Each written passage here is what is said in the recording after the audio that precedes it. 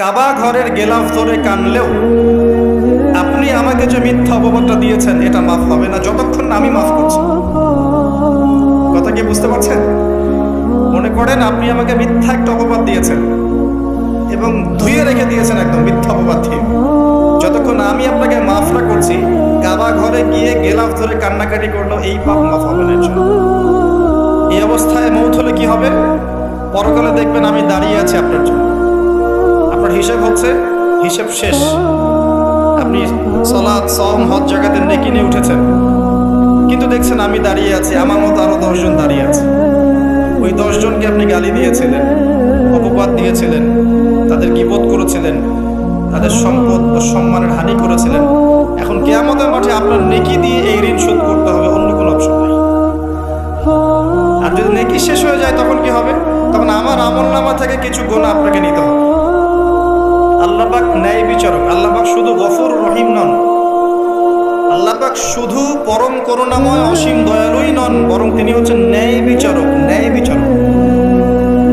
একজন ধর্ষক যদি বলে যে আল্লাহ পাক তো গফুর রহিম, আল্লাহ আমাকে মাফ করে দিতে পারেন, তাহলে যাকে ধর্ষণ করলো সে তার উপর জুলুম হবে না? আল্লাহ পাক যদি ধর্ষককে মাফ করে দেন, তাহলে যাকে ধর্ষণ করা হয়েছে ওর প্রতি জুলুম হবে না? কথা বুঝতে পারছেন না? মনে করেন আপনি নাউজুবিল্লাহ কারো সম্পদ আত্মসাৎ করেছেন, এখন আল্লাহ যদি আপনাকে মাফ করে দেন, তাহলে এই যে যার সম্পদ আপনি আত্মসাৎ করেছেন এর উপরে জুলুম করা হচ্ছে না? আল্লাহ পাক কি জুলুম করবেন? এক জাররা পরিমাণ করবেন। কিয়ামতের মাঠে নেকি দিয়ে তার এই ঋণ শোধ করতে হবে, অথবা তার গোনা আপনার কাঁধে নিয়ে জাহান্নামের পথে যেতেও হতে পারে। আল্লাহ পাক হেফাজত। কাউকে অপবাদ দিয়েছে, কারো সম্মানহানি করেছি, কাউকে মিথ্যা অপবাদ দিয়েছি, কারো প্রতি হিংসা করেছি, বিদ্বেষ রেখেছি, কারো সম্পদ আত্মসাৎ করেছি, কারো জিনিস চুরি করেছি, ছিনতাই করেছি বা ডাকাতি করেছি, বা কারো সম্পদ আত্মসাৎ করে নিজের পেটে ভরেছি, প্রতিবেশীর জমি মেরে দিয়েছি, দুই প্রতিবেশী চাষের জমি জোর করে জবরদখল করেছি। এক কথায় মানুষের সম্মান, জান মালের সাথে জড়িত যে পাপ, এই পাপ আল্লাহর কাছে মাফ হবে না। তাকওয়া কি জিনিস? আল্লাহ ভীতি। নবী সাল্লাল্লাহু আলাইহি ওয়াসাল্লাম বলছেন, আত-তাকওয়া হাহুনা। তাকওয়া হচ্ছে কলিজার মধ্যে, কলবের মধ্যে। আমার দাড়ি, টুপি, জুব্বা, পাগড়ি থাকতে পারে, এটা আমার কলবে কতটুকু তাকওয়া আছে এটা আল্লাহ ছাড়া কেউ জানে না। তাকওয়া সম্পূর্ণ আল্লাহ জানেন একজন ব্যক্তির মধ্যে কতটুকু তাকওয়া আছে। অনেক সময় বাহ্যিক চোখে মনে হতে পারে এই ভাইটা ইসলামিক পোশাক পরে নাই, দাড়ি আমার চেয়ে একটু ছোট, চলাফেরা কেমন জানি, সুন্নতি পোশাক নাই, ওঠা বসা চলাফেরা কেমন মনে হচ্ছে। কিন্তু কে জানে যে তার মনের মধ্যে এমন তাকওয়া থাকতে পারে যার কারণে সে আমার চেয়ে বেশি সম্মানিত হতে পারে না?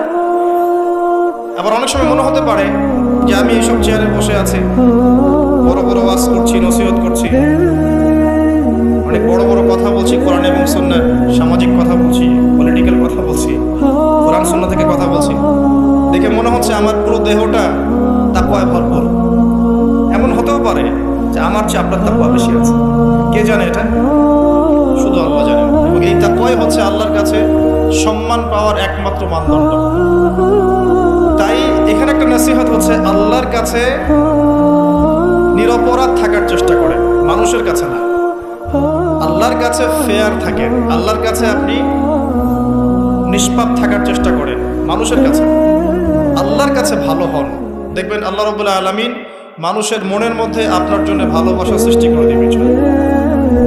মানুষের কাছে নয়, লোক দেখানো বিষয় নয়। লোক দেখানো বিষয়টাকে রিয়া বলা হয়, এটা একটা গোপন শিরক। তাকওয়াই একমাত্র মানদণ্ড যা আল্লাহর কাছে সম্মানের মানদণ্ড হিসেবে গৃহীত। বংশ, ভাষা, দেশ বা জাতি বা বর্ণ, রক্ত, এগুলো তাকওয়ার মানদণ্ড নয়, এগুলো আল্লাহর কাছে সম্মানের মানদণ্ড নয়। এটা আগে ভালো করে আমাদেরকে বুঝতে হবে। আর সেই ব্যক্তি মুত্তাকি নিঃসন্দেহে, যে আল্লাহকে ভয় করে, আল্লাহর আদেশগুলোকে মেনে চলে, আল্লাহর নিষেধগুলোকে বর্জন করে, নবী সাল্লাল্লাহু আলাইহি ওয়াসাল্লামের তরিকা মতো চলে, কোরআন এবং সুন্নাহর আলোকে জীবন গড়ে, ইনশাআল্লাহ আমরা বলতে পারি এই ব্যক্তি মুত্তাকি। তারপরেও এই ব্যক্তি চূড়ান্তভাবে জান্নাতে যাবে কি যাবে না, এই কথা আল্লাহ ছাড়া কেউ বলতে পারেন? পারেন।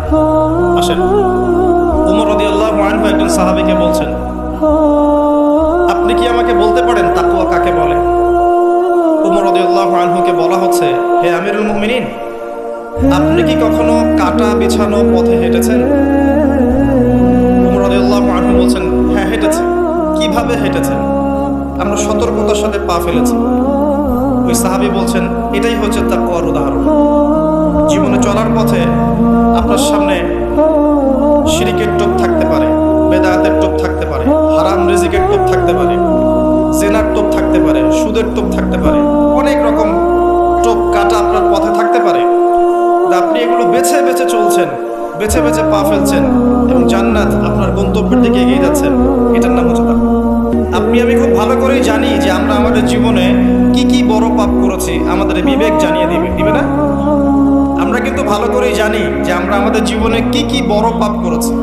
কত বছর নামাজ পড়িনি, কত বছর রোজা রাখি নাই, কত বছর যাকাত দেই নাই, কার কার ক্ষতি করেছি, কার কার উপর জুলুম করেছি, কয়বার জেনা করেছি, কয়টা মেয়ের সাথে সম্পর্ক করেছি, কতদিন বেপরদায় চলেছি, বয়ফ্রেন্ডের সাথে কোথায় কোথায় ঘুরেছি, বয়ফ্রেন্ডের সাথে কি কি করেছি।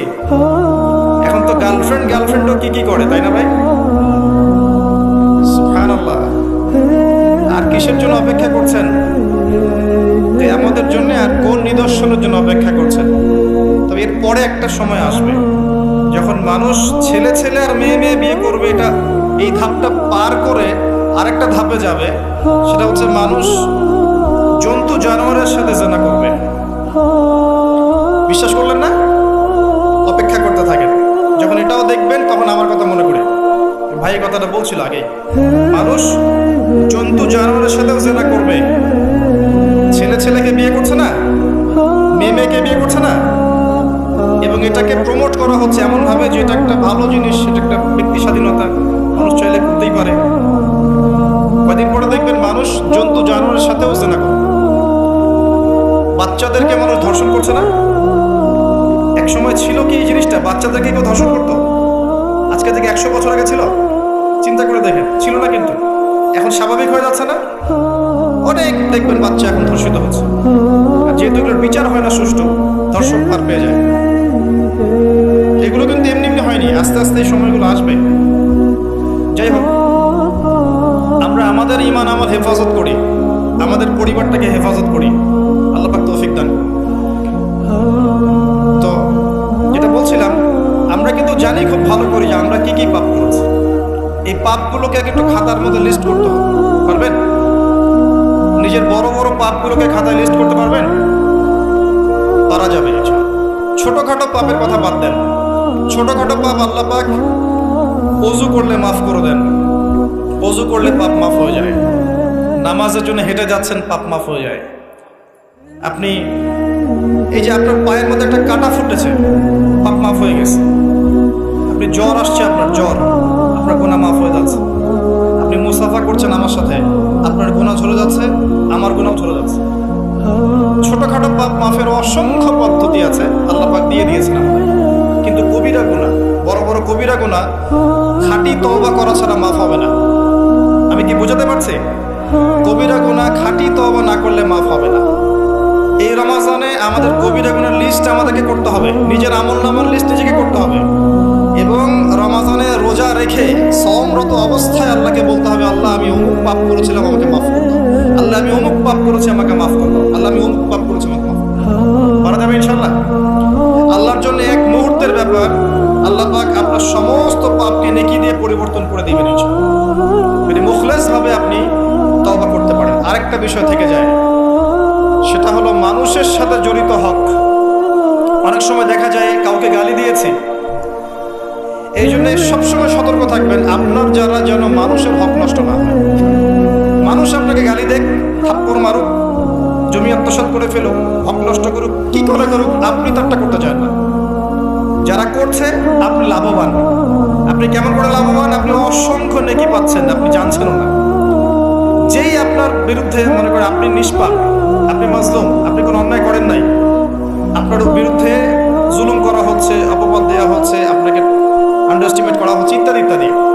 আপনি বসে বসে নেকি পাচ্ছেন, বসে বসে নেকি পাচ্ছেন, এবং পরকালে কিয়ামতের মাঠে উঠে দেখবেন অসংখ্য নেকি অটোমেটিক আপনার আমলনামে চলে আসবে। তখন তারা আফসোস করবে দুনিয়াতে এই কাজগুলো না করে ভালো কিছু করলে ভালো হতো। যাই হোক,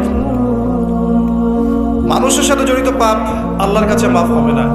এই কারণে এই রমজান মাসে ওই লিস্টের মধ্যে থাকবে আমি কার কার ক্ষতি করেছি, থাকবেই। কিন্তু যতটুকু মনে পড়ে, যতটুকু মনে পড়ে লিখে ফেলবেন, সুযোগ থাকলে সেটা ফেরত দিয়ে দিবেন।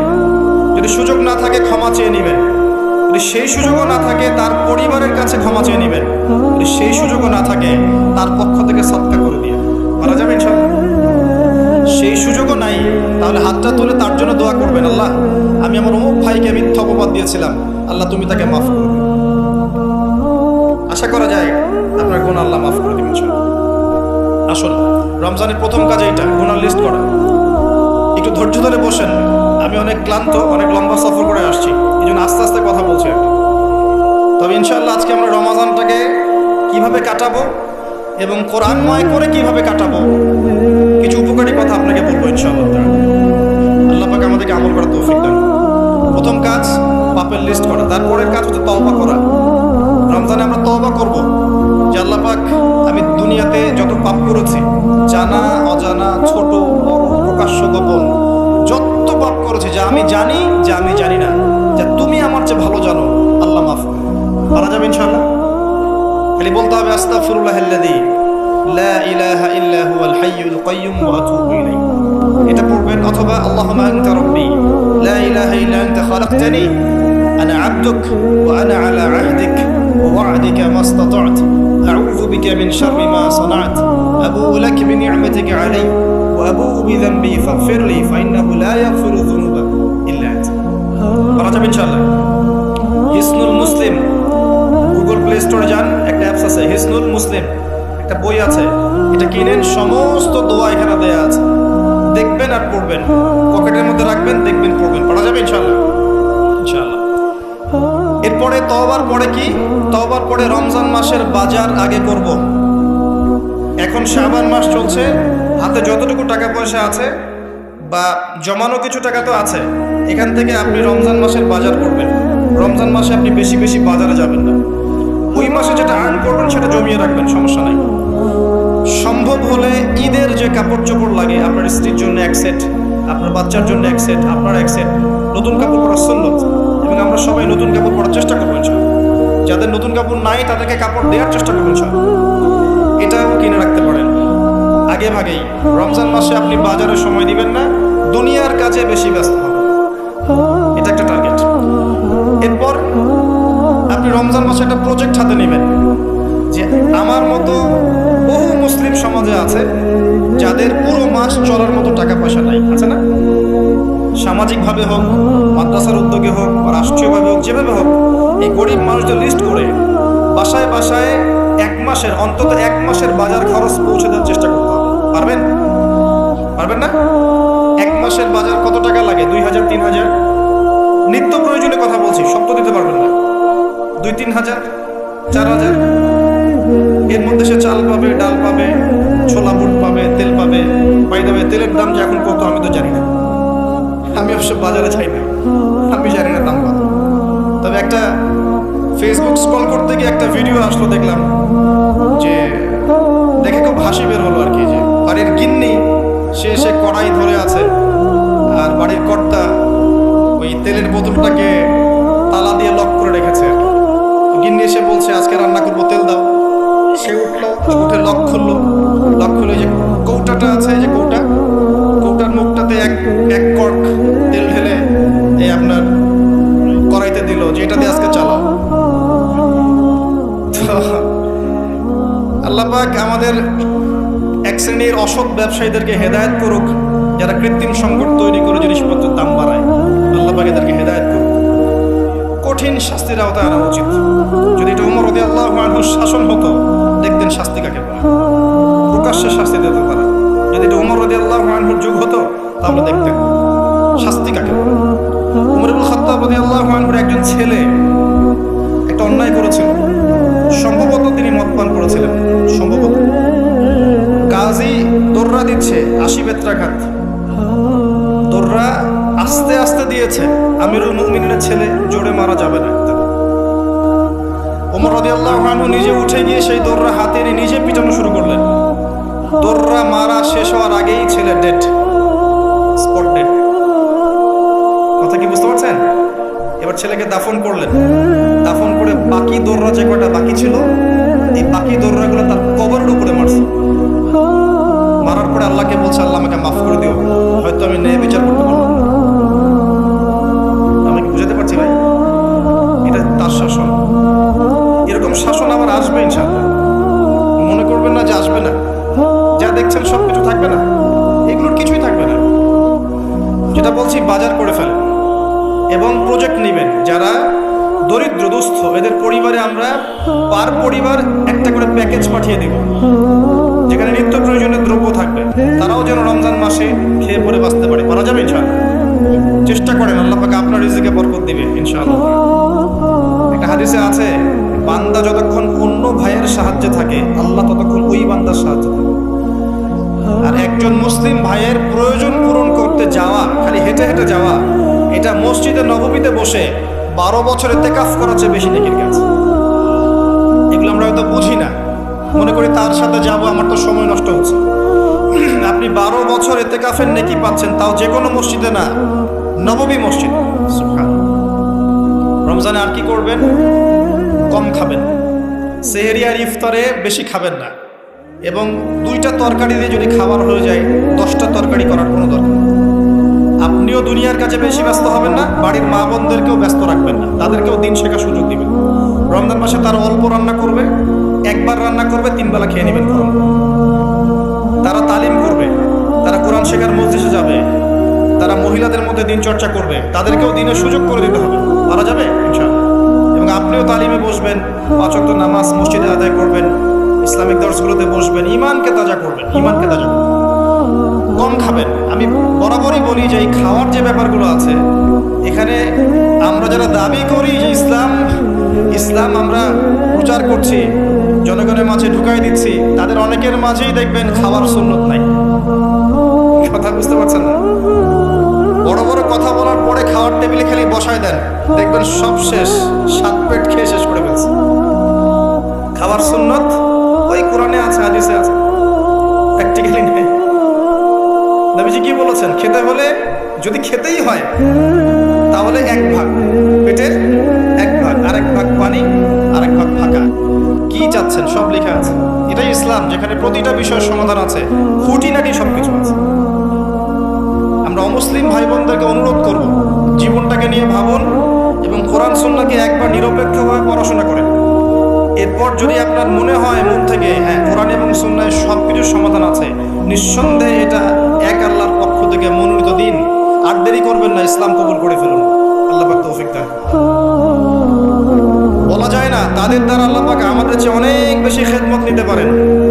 আল্লাহ পাক এটা বলেছেন, ওয়া ইন তাতাওয়াল্লাউ, হে মুসলিমরা, তোমরা যদি মুখ ফিরিয়ে নাও, আল্লাহর দায়িত্ব পালন না করো, আমানতের খেয়ানত করো, ইস্তাবদিল কওমান গায়রাকুম, আল্লাহ পাক অন্য কওমকে তোমাদের জায়গায় নিয়ে আসবেন। সুম্মা লা ইয়াকুনু আমসালাকুম, তারা তোমাদের মতো অপদার্থ।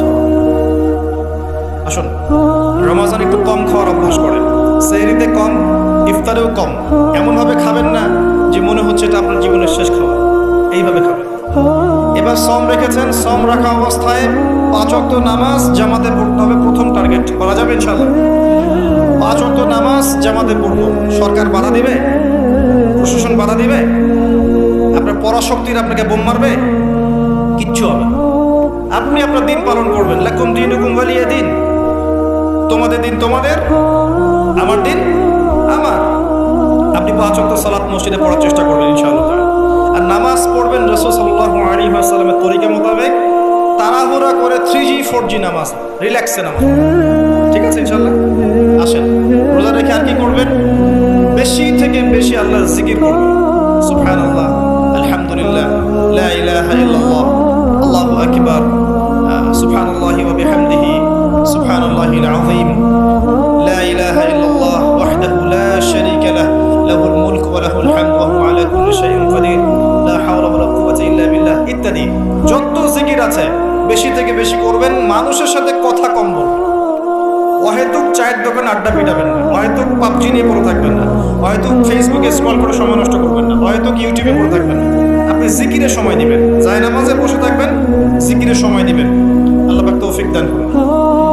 এবং বেশি থেকে বেশি দোয়া করবেন আল্লাহর কাছে রমজান মাসে। দোয়া আপনার নিজের জন্য, আপনার মা বাবার জন্য, আপনার মৃত আত্মীয় স্বজনের জন্য, আপনার ফিউচারের জন্য, আপনার সন্তানদের জন্য, আপনার দেশের জন্য, আপনার জনগণের জন্য, মুসলিম উম্মার জন্য, সবার জন্য কি করবেন?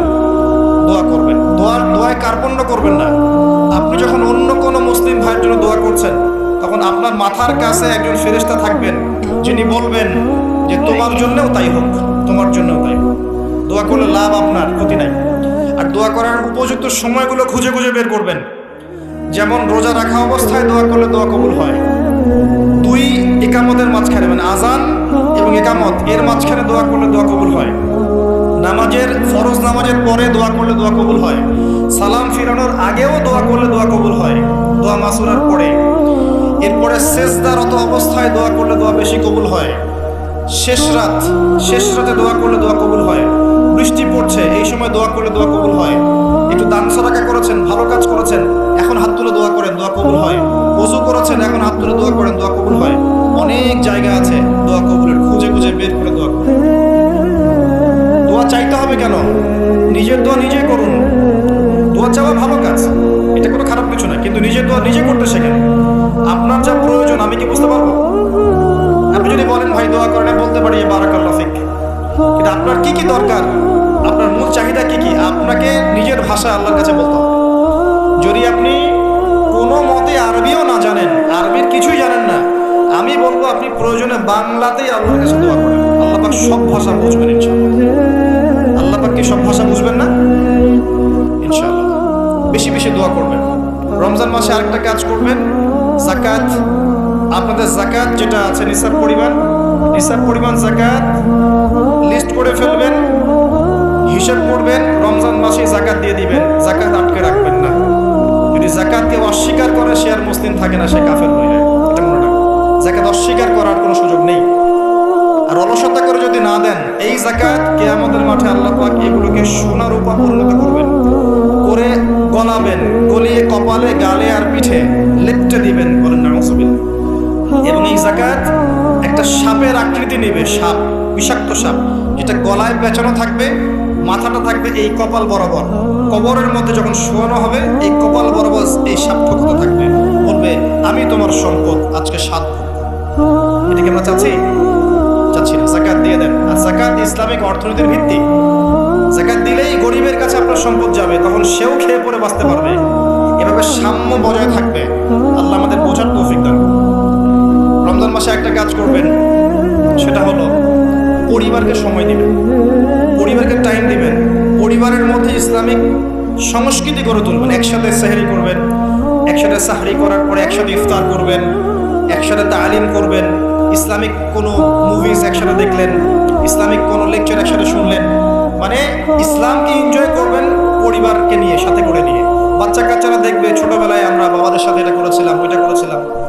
ইফতার বানাচ্ছেন বাসায়, বাচ্চাদেরকে ইনভলভ করবেন, বাচ্চাদেরকে রোজা রাখতে উৎসাহিত করবেন, ওদেরকে নবীদের গল্প শোনাবেন, ইসলামিক কালচারে বড় করবেন। দেখবেন পরিবারের মধ্যে শান্তি ও রহমত নেমে আসবে, মারা যাবে ইনশাআল্লাহ। রমজান মাসে আরো একটা কাজ করবেন, সাদাকাতুল ফিতর দিয়ে দিবেন। এটা সম্পর্কে আলেম ওলামারা আপনাদেরকে বলবে খুতবা ইনশাআল্লাহ, আমি আগেই বলে রাখলাম, সাদাকাতুল ফিতর দিয়ে দিবেন। রমজান মাসে আরেকটা ইম্পর্টেন্ট কাজ আছে, সেটা হলো যে আমাদের সমাজে অনেক এতিম থাকে, বিধবা থাকে, নিঃস্ব অসহায় মানুষ থাকে। এই মানুষগুলোর পাশে দাঁড়ানোর চেষ্টা করবেন। বেশি থেকে বেশি দান সাদাকা করবেন। যতটুকু সামর্থ্য আল্লাহ দিয়েছেন আপনি বেশি থেকে বেশি দান সাদাকা করবেন। এভাবে ইনশাআল্লাহ আপনি রমজানটাকে উপলব্ধি করতে পারবেন, এনজয় করতে পারবেন।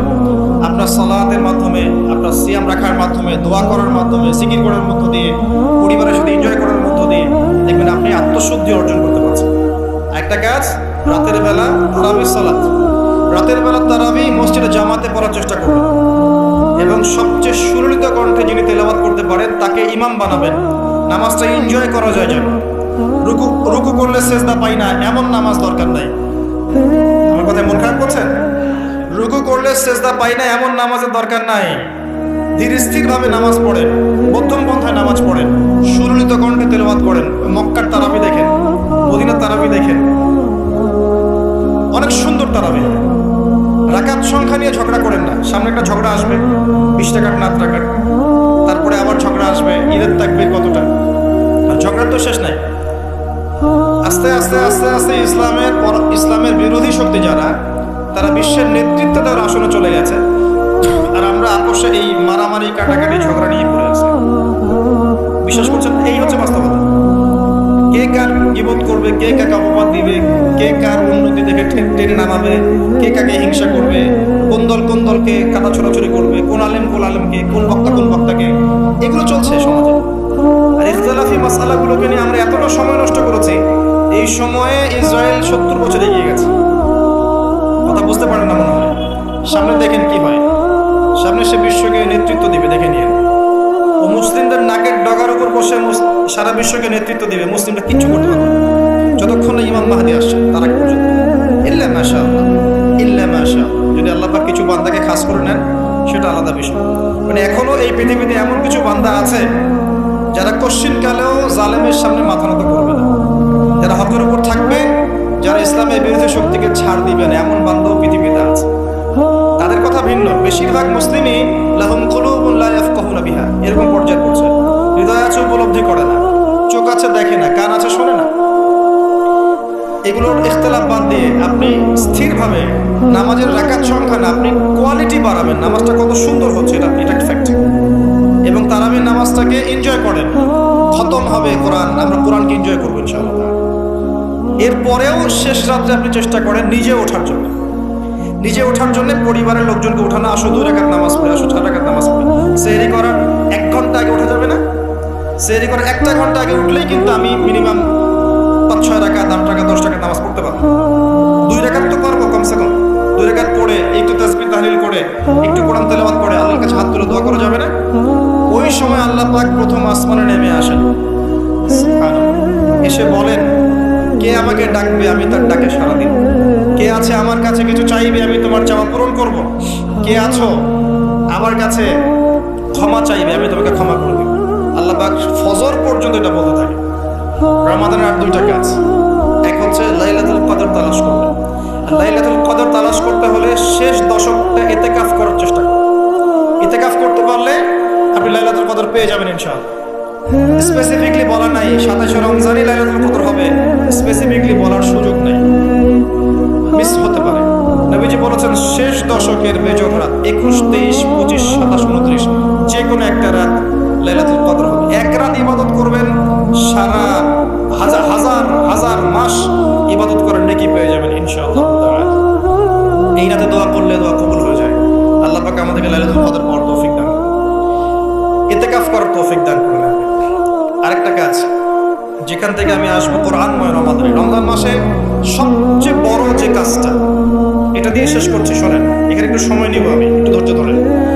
রমজান মাসের সবচেয়ে বড় কাজ, এবং রমজান মাস যে কারণে মহামান্বিত বা মহিমান্বিত, শব্দটা হয়তো আমি ভুল বলেছি, তো সেটা হচ্ছে আল কোরআনুল কারীম। রমজান মাস সেই মাস যেই মাসে কোরআন নাজিল করা হয়েছে। কি কারণে রমজান মাসে এত ফজিলতময়? প্রশ্নটা কি একটা যৌক্তিক প্রশ্ন না? শাবান মাসে কেন এত কিছু নয়? রজব মাসে নয় কেন? রমজান মাসেই কেন? উত্তর একটা উত্তর, যে শাহরু রমাদানাল্লাযী উনজিলা ফীহিল কুরআন। রমজান সেই মাস যেই মাসে আমি কোরআন নাজিল করেছি। কি জন্য নাজিল করেছেন আল্লাহ পাক? হুদাল লিন্নাস, এটা মানব জাতির জন্য হেদায়েত, বাইয়িনাতিন মিনাল হুদা, এবং এটা সুস্পষ্ট একটা প্রমাণ, ওয়াল ফুরকান, এবং সত্য মিথ্যার মানদণ্ড, ইলা আখিরিল আয়াত। সূরা কদরে আল্লাহ বলছেন ইন্না আনজালনাহু ফি লাইলাতিল কদর, আমি লাইলাতুল কদরে কোরআন নাজিল করেছি। আর কদর কোন মাসে? শাবানে না রজবে না রমজানে? তাহলে রমজান মাসে কোরআন নাজিল হয়েছে, প্রমাণ হলো। রমজান মাসে আল্লাহ পাক কোরআন নাজিল করেছেন কোথায়? এবার আপনাকে দেখাচ্ছি। এই যে আইয়ামে জাহিলিয়াত। কোথায়? আইয়ামে জাহিলিয়াতে, যখন একটা যুগের মধ্যে শিরক আছে, সুদ আছে, ঘরে ঘরে শিরক, ঘরে ঘরে সুদ, ঘরে ঘরে মাদক, ঘরে ঘরে মেয়েদের অবমাননা, এবং গোত্রীয় হানাহানি, কাটাকাটি, মারামারি, জেনা, ব্যভিচার ভর্তি একটা সমাজের মধ্যে। এখানে রমজান মাসে লাইলাতুল কদরে আল্লাহ কোরআন নাযিল করছেন। কথা কি বুঝতে পারছেন? এবার এই মাসটাকে আল্লাহ পাক সম্মানিত করে দিলেন। তাহলে রমজান মাসের মূল কাজটা কি? কোরআনকে সময় দেয়া। এই মাসের মূল বিষয়টা কি? আল কোরআন। এখন আসেন, এই জাহেলি যুগে কোরআন নাজিল হলো মাত্র 23 বছর পর। কত বছর? মাত্র 23 বছর কোরআন অনুযায়ী চলার পরে দেখা গেল ওই জাহেলি যুগের মধ্যে কোনো শিরক নাই, ওই জাহেলি যুগের মধ্যে কোনো সুদ নাই, ওই জাহেলি যুগের মধ্যে কোনো নারীর অবমাননা নাই, ওই জাহেলি যুগের মধ্যে কোনো রকমের মাদক নাই, এই জাহেলি যুগের মধ্যে ওই জাহেলি যুগের কোনো গোত্রীয় হানাহানি নাই, সবাই ভাই ভাই হয়ে গেছে। সুবহানাল্লাহ। কত বছর? 23 বছর। কিভাবে চলেছেন? এই আল্লাহর কিতাব আল কোরআনুল কারীম, এর শিক্ষা এবং এর ব্যাখ্যা সুন্নাহ, এটাকে ফলো করে চলা হয়েছে 23 বছর, মাত্র 23 বছর। এখন সেই আল্লাহ কি নাই? সেই নবী নাই? নবী জীবিত না থাকলেও তার সুন্নাহ নেই, এবং সেই কিতাব আমাদের মাঝখানে নাই?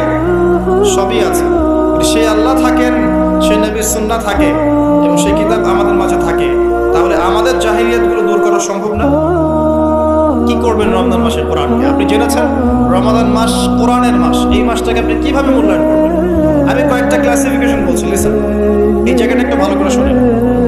1 নাম্বার, বিভিন্ন শ্রেণীর মানুষ থাকে। এক শ্রেণীর মানুষ আছে আমাদের সমাজে যারা আলিফ বা তা মোটেই জানে না। আছে? আছে? এমন অনেক মানুষ আছে, এদের সংখ্যা কিন্তু কম না, প্রচুর মানুষ যারা আলিফ বা তা উচ্চারণ করতে পারে, কোরআন বিশুদ্ধ করে একটা আলহামদুলিল্লাহি রাব্বিল আলামিন এটা পড়তে পারে না, বানান করে করে পড়তে পারে না। আছে না? এক কথায় বিশুদ্ধ তেলাওয়াত করতে পারে না, এমন মানুষের সংখ্যা কম না বেশি? প্রচুর। তাদের জন্য এই রমজানের টার্গেট হচ্ছে তাদেরকে এই রমজানের মধ্যেই কোরআন তেলাওয়াত করা শিখতে হবে। এতটুকু পারবেন? পারবেন না? ভয় পাচ্ছেন? রমজান 1 মাস সময় লাগার কথা না, আপনার 20 দিন সময় লাগবে কোরআন তেলাওয়াত শিখতে। ইনশাআল্লাহ। বিশ্বাস হচ্ছে না? হয়তো আপনি দ্রুত গতিতে পড়তে পারবেন না, কিন্তু পড়তে পারবেন। আপনি মদ মাখরাজ তাজবিদগুলো শিখতে পারবেন। এখন আপনার জন্য টার্গেট যারা কোরআন মোটেই তেলাওয়াত করতে পারেন না, এই মাসে 1 মাসের মধ্যে আপনি কোরআন তেলাওয়াত করা শিখবেন। এটাই আপনার টার্গেট। পারবেন? মনে রাখবেন, নবী সাল্লাল্লাহু আলাইহি ওয়াসাল্লাম বলেছেন, ইকরাউল কোরআন, তোমরা কোরআন তেলাওয়াত করো। ফাইন্নাহু ইয়াতি ইয়াউমাল কিয়ামা শাফিআন লিআসহাবি, কোরআন কিয়ামতের দিন তার পাঠকারীর জন্য সুপারিশকারী হবে ইনশাআল্লাহ। খায়রুকুম মান তাআল্লামাল কোরআন ওয়া আল্লামা, তোমাদের মধ্যে সেই ব্যক্তি শ্রেষ্ঠ বা উত্তম যে নিজে কোরআন শেখে, অন্যকে শেখায়। আরো হাদিস এসেছে, নবী সাল্লাল্লাহু আলাইহি ওয়াসাল্লাম বলেছেন, আল্লাযী ইয়াকরাউল কোরআন ওয়া হুয়া মাহিরুম বিহি, যে ব্যক্তি কোরআন তেলাওয়াত করে এবং তার উপর দক্ষ হয়, মা'আস সাফারাতিল কিরামিল বাররা, সেই ব্যক্তি সম্মানিত ফেরেশতাদের সাথে হাসর করবে। ওয়াল্লাযী ইয়াকরাউল কোরআন ওয়া ইয়াতাতা'তা'উ ফিহি, আর যে ব্যক্তি কোরআন তেলাওয়াত করে কিন্তু করতে গিয়ে আটকে যায়, ওয়া হুয়া আলাইহি শাক, এটা তার জন্য কষ্টকর হয়, ফালাহু আজরান, তার জন্য ডাবল পুরস্কার আছে। একটা হাদিসে, তিরমিজির হাদিসে নবীজি বলেছেন যে মান ক্বারা হারফাম মিন কিতাবিল্লাহি ফালাহু হাসানা, যে ব্যক্তি একটা হরফ পড়বে আল্লাহর কিতাবের, আলিফ লাম মিম, লা আকুলু আলিফ লাম মিম হরফুন, নবীজি বলছেন আমি বলছি না যে আলিফ লাম মিম তিনটা মিলে একটা হরফ, বাল আলিফুন হরফ ওয়া লামুন হরফ ওয়া মিমুন হরফ, আলিফ একটা হরফ, লাম একটা হরফ, মিম একটা হরফ, প্রত্যেকটা হরফে তার 10টা করে নেকি হবে ইনশাআল্লাহ। আল হাসানাতু বিআশরি আমসালিহা, একটা নেকিকে 10 দিয়ে গুণ করা হবে। আর রমজান মাসে যে কোনো নেক আমল 70 গুণ বাড়িয়ে দেওয়া হয়। আল্লাহ চাইলে 700 গুণ বাড়াতে পারেন, আল্লাহ চাইলে অপরিসীম বাড়াতে পারেন। তিলাওয়াত করবেন, তিলাওয়াত শিখবেন। তো যাদের কোরআন তেলাওয়াত করার যোগ্যতা নেই, এই মাসে কি টার্গেট দিলাম ভাই? এই মাসে আপনি ন্যূনতম টার্গেট জাস্ট কোরআন তেলাওয়াত শিখবেন। পারবেন ইনশাআল্লাহ? অনেকের মধ্যে কনফিউশন আছে না, আমারটা হচ্ছে কি হচ্ছে না, আছে না, সঠিক হচ্ছে কি হচ্ছে না। আপনিও এই টার্গেটে থাকেন, আপনি এই মাসে কোরআন আবার তেলাওয়াত করা শিখবেন। কিভাবে শিখবেন? মাদ্রাসায় কোর্স করানো হবে, আপনি মাদ্রাসায় যাবেন। অনলাইনে যদি কোর্স করায় কেউ, অনলাইনে কোর্স করবেন, অথবা বাসায় একটা আরবি শিক্ষক নেবেন, অথবা মসজিদ ভিত্তিক এই মাসব্যাপী কোরআন শিক্ষার কার্যক্রম চালু করবেন। করা যাবে ইনশাআল্লাহ। এটা উচিত রাষ্ট্র থেকে চালু করে দেয়া, মাসব্যাপী কোরআন শিক্ষার কার্যক্রম। এটা করতে পারলে সবচেয়ে ভালো হতো। এই দেশ থেকে যত মহামারীর ভাইরাস সব চলে যেত। বিশ্বাস করেন না? কোরআনের বরকতে সব বিপদ আপদ কেটে যেতে পারে। সূরা বনী ইসরাঈল আল্লাহ পাক বলেছেন যে ওয়াইদা ক্বরা'তাল কুরআন, হে নবী আপনি যখন কোরআন তেলাওয়াত করেন জাআলনা বাইনাকা ওয়া বাইনাল্লাযীনা লা ইউমিনুনা বিল আখিরাহ হিজাবান মাসতুরা। যখন আপনি কোরআন তেলাওয়াত করেন তখন আপনার এবং ওই জগৎ, যেই জগৎটা আল্লাহ এবং পরকালে বিশ্বাস করে না, এদের মাঝখানে মানে ইমানদার এবং এর শত্রুদের মাঝখানে আমি আল্লাহ একটা অদৃশ্য পর্দা স্থাপন করে দিয়েছি। ওই দিক থেকে কোনো ক্ষতি আপনাকে স্পর্শ করতে পারবে না। যাই হোক, এটা আপনাদের টার্গেট। 2 নাম্বার, দ্বিতীয় শ্রেণীর মানুষ যারা কোরআন মাশাআল্লাহ তেলাওয়াত করতে জানেন এবং আপনার কনফিডেন্স আছে। এখানে একটা কথা বলতে ভুলে গিয়েছিলাম যে আপনাকে শয়তান 3 ভাবে বিভ্রান্ত করতে পারে। একটা হচ্ছে শয়তান কিন্তু আপনাকে বোঝাতে পারে যে আপনি অনেক জানেন, আপনার জানার দরকার নাই। শয়তান আপনাকে বোঝাতে পারে। 2 নাম্বার বোঝাতে পারে যে আপনার দ্বারা হবে না, আপনি পারবেন না। আমার কথাটা মনে রাখেন। 3 নাম্বার বোঝাতে পারে যে আমার অনেক সময় পড়ে আছে, পড়ে শিখে নেবে, এত তাড়াহুড়োর কি আছে। এই 3টা অস্ত্র শয়তানের বড় বড়। আরেকটা অস্ত্র আছে 4 নাম্বার, সেটা হলো শিখতে গিয়ে দেখবেন শয়তান ওয়াসওয়াসা দিবে এক টিচার ভালো না, ওস্তাদ ভালো না। এটা একটা ওয়াসওয়াসা। উস্তাদের হাতে নিজেকে ছেড়ে দিতে হবে, তারপরে সে বুঝবে আপনাকে কোন পথে নিয়ে যেতে হবে। নবী মূসা আলাইহিস সালাম যখন এসেছিলেন খিদর আলাইহিস সালামের কাছে, হাল আত্তাবিউকা আন তুআল্লিমানি মিম্মা উল্লিমতা রুশদা, তিনি এসে বলেছেন, হে খিদর আমি কি আপনার সাথে থাকতে পারি এই শর্তে যে আল্লাহ আপনাকে যে জ্ঞান শিখিয়েছেন আমাকে শেখাবেন? তখন খিদর আলাইহিস সালাম বলেন, ইন্নাকা লান তাসতাতিআ মা'ইয়া সাবরা, তুমি তো আমার সাথে ধৈর্য ধরতে পারবে না। ধৈর্য ধরে ওস্তাদের কাছে সুপর্দ করতে হয়, তারপরে জ্ঞান পাওয়া যাবে ইনশাআল্লাহ। এত অস্থির হলে হবে না।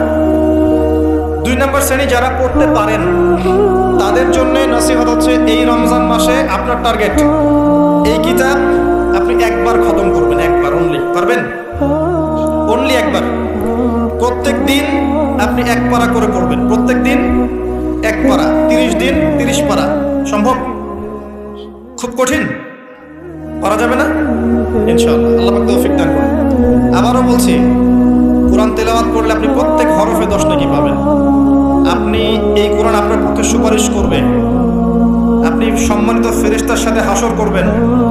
ইন্নাল্লাহা ইয়ারফাউ বিহাযাল কিতাবি আকওয়ামান ওয়া ইয়াদাউ বিহিল আখারিন।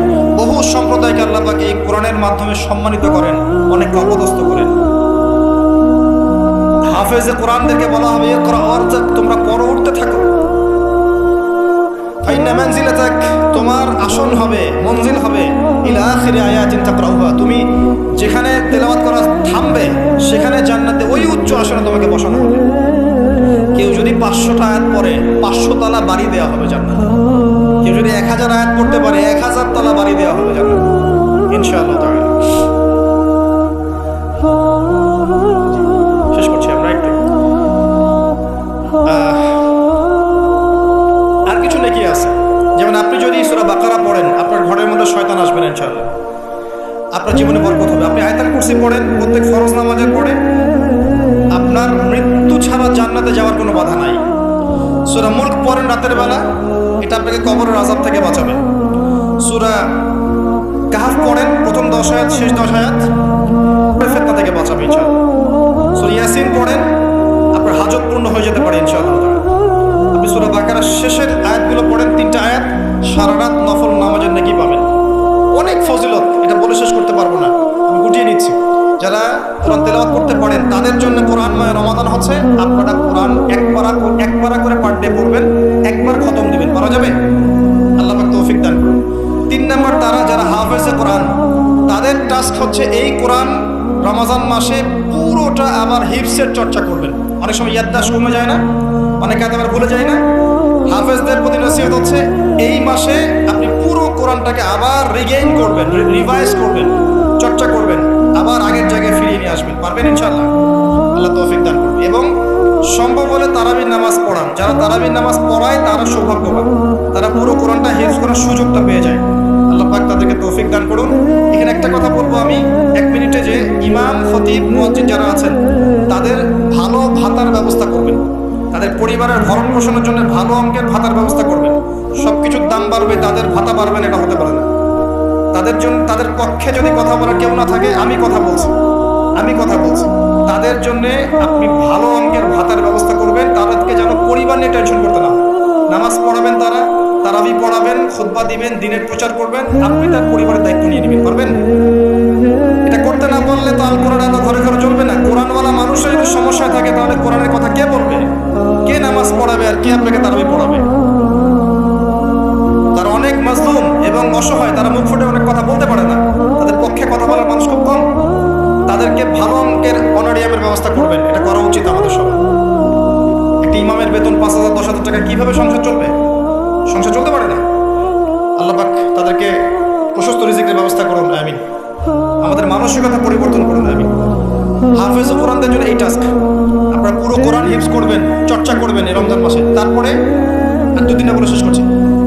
যারা কোরআন আমরা অর্থ জানি, টুকটাক অর্থ জানি, আমাদের কাজ হচ্ছে এই রমজান মাসে কোরআনের ব্যাকরণগুলোকে ঝালাই করা, আরবি ভাষাটাকে একটু ঝালাই করা, এবং বিশুদ্ধ তাফসীরকে নিয়ে পুরো কোরআন A to Z পুরো কোরআন 1 মাসের মধ্যে অর্থ সহ পড়া। পারবো ইনশাল্লাহ? যারা আমরা অর্থ সহ পড়তে আগ্রহী আর টুকটাক আরবি ব্যাকরণ ভাষা জানি, তাদের উপর দায়িত্ব হচ্ছে এই রমজান মাসে পুরো কোরআনটা অর্থ সহ পড়ার চেষ্টা করা। আল্লাহ পাক আমাকে আপনাদের সবাইকে তৌফিক দান। এখানে আমি একটা সহজ কথা বলছি, শোনেন। আল কোরআনুল কারীমের মধ্যে 600টা পৃষ্ঠা আছে। কয়টা পৃষ্ঠা? এই কিতাবের মধ্যে 600 পৃষ্ঠা আছে। প্রত্যেক 20 পৃষ্ঠায় একটা করে পারা শেষ হয়, এবং প্রত্যেকটা পৃষ্ঠায় আপনি 15টা করে লাইন পাবেন। প্রত্যেকটা লাইনে আপনি গড়ে 9টা করে শব্দ পাবেন। 9টা শব্দ, কোন লাইনে 10টা থাকতে পারে, কোন লাইনে 8টা থাকতে পারে, গড়ে 10টা শব্দ, 9টা শব্দ থাকবে। এবং এক পৃষ্ঠায় 135 থেকে 140টা শব্দ থাকে। কথা কি বুঝতে পারছেন? এভাবে হিসাব করলে দেখা যায় এই 600 পৃষ্ঠার কিতাবের মধ্যে সব মিলিয়ে শব্দ আছে 77,800টা। কতটা? 77,800টা, অ্যাপ্রক্সিমেটলি 78,000 শব্দ।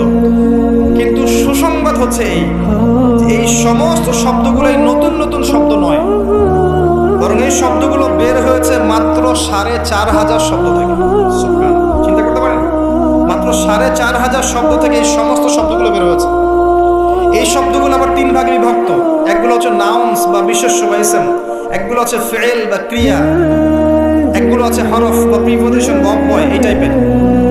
এর মধ্যে মাত্র 200 থেকে 300টা মাসদার যদি আপনি জানেন, এবং একটা শব্দ থেকে অনেকগুলো শব্দ তৈরি করার এই ব্যাকরণের টেকনিকটা যদি শিখতে পারেন, আপনি ইনশাআল্লাহ তাআলা অল্প সময়ের মধ্যেই দেখবেন আল কোরআনের মিনিমাম অর্ধেক অর্থ আপনি বুঝতে পারছেন। এটা এত সহজ, আলহামদুলিল্লাহ।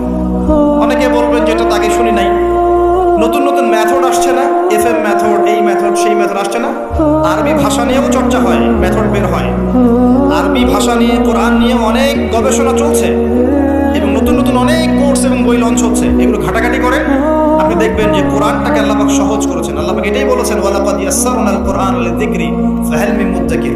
কোরআনকে আমি বোঝার জন্য সহজ করেছি, কেউ কি আছো উপদেশ গ্রহণকারী? আপনি এই ব্যাকরণগুলো শেখেন। আমি একটা ওয়েবসাইটের নাম বলে দিচ্ছি, www.understandquran.com। দেখেন, এখানে সব ভিডিওসগুলো দেওয়া আছে। সময় নেই, এখানে দেখেন। ইংরেজি ভাষায় দেওয়া আছে, উর্দু ভাষায় দেওয়া আছে। আপনি বুঝবেন, সহজ উর্দু, সহজ ইংরেজি, আপনি পারবেন ইনশাআল্লাহ। একটু সময় দেন, 6টা মাস, 1 বছর সময় দেন, আপনি ইনশাআল্লাহ আল কোরআনের মিনিমাম 60 থেকে 70% অর্থ করতে পারবেন ইনশাআল্লাহ। বাকি যেগুলো পারবেন না, সেগুলো একটু কঠিন, সেগুলো আপনাকে আরো উচ্চ লেভেলের বই পড়তে হবে, আলেম ওলামার কাছে গিয়ে পড়ে থাকতে হবে, গ্রামার শিখতে হবে, ব্যাকরণগুলো শিখতে হবে। আস্তে আস্তে আপনি পারবেন ইনশাআল্লাহ। শুধু সূরা ফাতিহাতে যে কয়টা শব্দ আছে, 19টা 20টার মতো শব্দ থাকতে পারে। এই শব্দগুলো কোরআনে ঘুরে ঘুরে এসেছে প্রায় 7,800 বার। কতবার? 7,800 বার। এই শব্দগুলো আলহামদুলিল্লাহি মালিক আর রহমান আর রহিম ইয়াকা ওয়া না'বুদু ওয়া নাস্তাঈন, এই শব্দগুলো ঘুরে ঘুরে কোরআনে এসেছে প্রায় 7,800 বার। আপনি সূরা ফাতিহার অর্থ জানেন, অর্থ হচ্ছে আপনি কোরআনের 7,800টা অর্থ জানেন। মজা করে শেখেন, এনজয় করে শেখেন, দেখবেন অনেক কোর্স আছে। এগুলো ঘাটেন, আলেম ওলামার কাছে যান, কম্বাইন্ড করেন, চর্চা করেন, আপনি পারবেন ইনশাআল্লাহ। পারবেন এটা হতে পারেন, আপনি পারবেন, আপনার দ্বারাই হবে ইনশাআল্লাহ। আল্লাহ তো কবুল করুন। তাই যারা আমরা টুকটাক আরবি ব্যাকরণ শিখতে পারি বা জানি বা চর্চা করি, তাদের উচিত রমজান মাসে এটাকে চর্চা করা এবং শুরু থেকে শেষ পর্যন্ত অর্থটা পড়া। যেটা আপনার কাছে বিশুদ্ধ তাফসীর মনে হয়, হোক মারিফুল কোরআন বা ইবনে কাসির বা জালালাইন, যেটা আপনার কাছে ভালো লাগে সেটা নেন, বা একাধিক তাফসীর নেন, প্রতিদিন এক পারা করে আপনি অর্থ পড়ার চেষ্টা করেন। ইনশাআল্লাহ এক মাসে একবার কোরআনের অর্থ পড়া যাবে ইনশাআল্লাহ তাআলা। আল্লাহ পাক আমাদের সবাইকে আল কোরআনের অর্থ বোঝার তৌফিক দান করুন, আমিন। এরপরে আমরা কোরআনের আদেশ এবং নিষেধগুলোকে রমজান মাসে মানব। সমস্ত কোরআনের আদেশ মানার চেষ্টা করব। নামাজ হোক, রোজা হোক, হজ জাকাত হোক, আপনার সত্য কথা বলা, পিতামাতার খিদমত করা, প্রতিবেশীর হক, সমস্ত সৎ বিষয়গুলো আমরা করার চেষ্টা করব ইনশাআল্লাহ তাআলা। একই সাথে কোরআনে যত নিষেধ করা আছে, যত হারাম নিষেধ করা আছে, শিরিক করো না, বিদআত করো না, হারাম খেও না, চুরি করো না, সুদ খেও না, জিনা করো না ইত্যাদি, এগুলো ছেড়ে দেবো ইনশাআল্লাহ। আল্লাহ পাক তৌফিক দান। এবং সর্বশেষ কথা, এই রমজান মাসকে কোরআনময় করতে হলে কোরআনের দাওয়াত আমাদের সবার ঘরে ঘরে পৌঁছাতে হবে।